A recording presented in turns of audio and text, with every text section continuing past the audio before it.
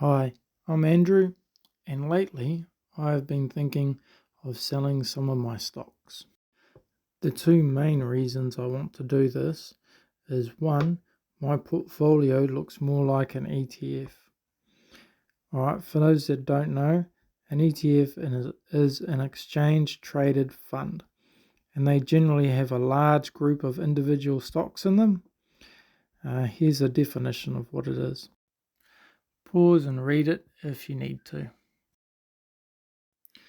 My portfolio has 84 stocks in it. I know, heaps, right?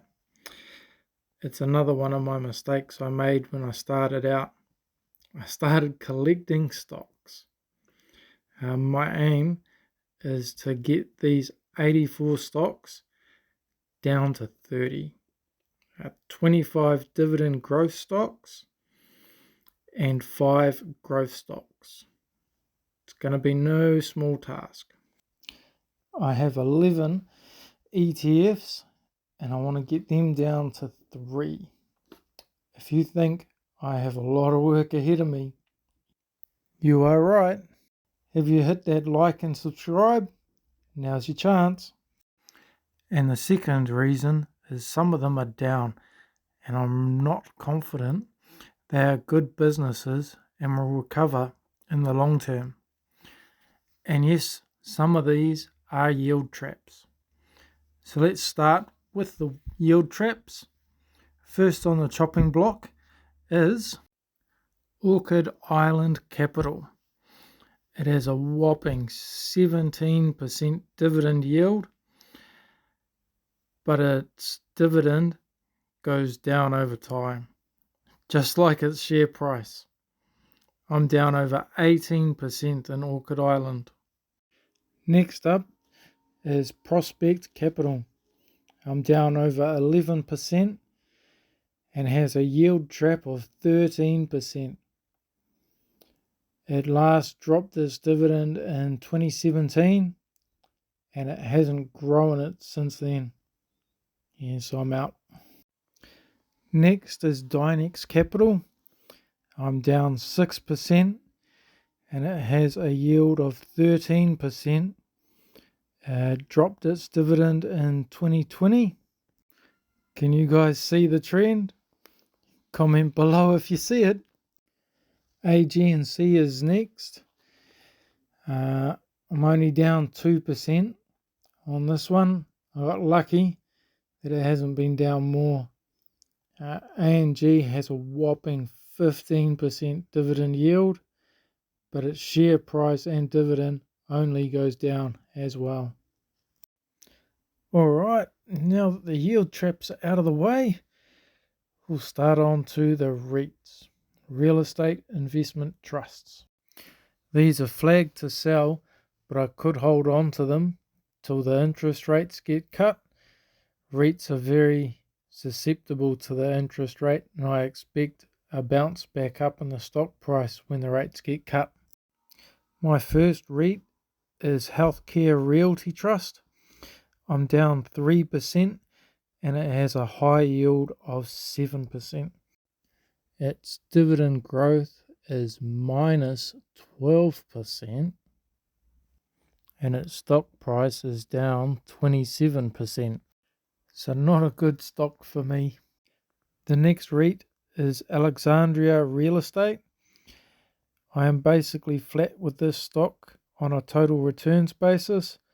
It has a yield of 4.4% and a 5-year dividend growth rate of 5%, and it's down 10% in the last 5 years.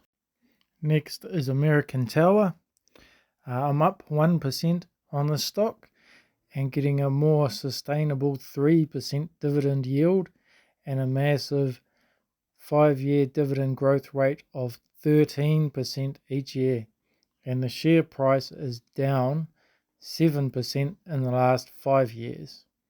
A reluctant sale, but I need to make some room. Realty Income, I'm up 3% and has a dividend yield of almost 5% and a 5-year dividend growth rate of 6% each year, and its share price is down 5.5%. I do like Realty Income. It's a monthly dividend payer, but I need dividend growth like American Tower. EPR Properties, I'm up 3.8% and has a dividend yield of 8% and a 5-year dividend growth rate of -5%. And the share price is down a massive 45% in 5 years. We all know what that means for this stock for sure. EPR is getting the boot. Well, you've made it this far. Have you subscribed? LTC Properties, I'm up 5.5% on that and has a dividend yield of 6.6% and hasn't grown its dividend in over 5 years. And its share price is down 26% in the last 5 years. All in all, not a good buy. This next REIT is an Australian one, National Storage REIT. I'm up 5.5% and it has a dividend yield of 4.7 and has a limited dividend history. Over the last 5 years, its share price is up by 32%. Sorry, this one doesn't make the save pile. Avalon Bay Communities, up 13%, and it has a dividend yield of 3% and a 5-year dividend growth rate of 2.3% each year.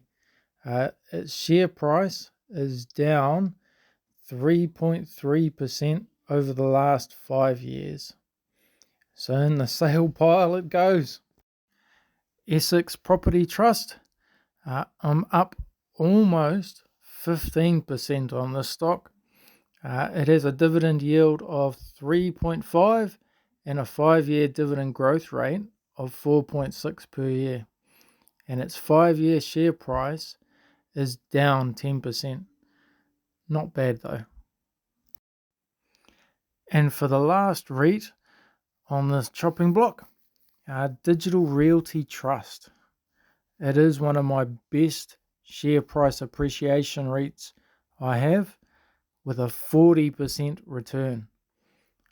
It has a dividend yield of 3% and a 5-year dividend growth rate of 3% per year and a 5-year share price increase of 25%. Very reluctant to sell this one, but its dividends growth is pretty slow, so it doesn't fit with my dividend growth portfolio. Well, that is the end of all the REITs. I'll let you know what I sell and how I reinvest the money back into the portfolio in an upcoming video. Alright, you guys stay safe and I'll catch you in the next video.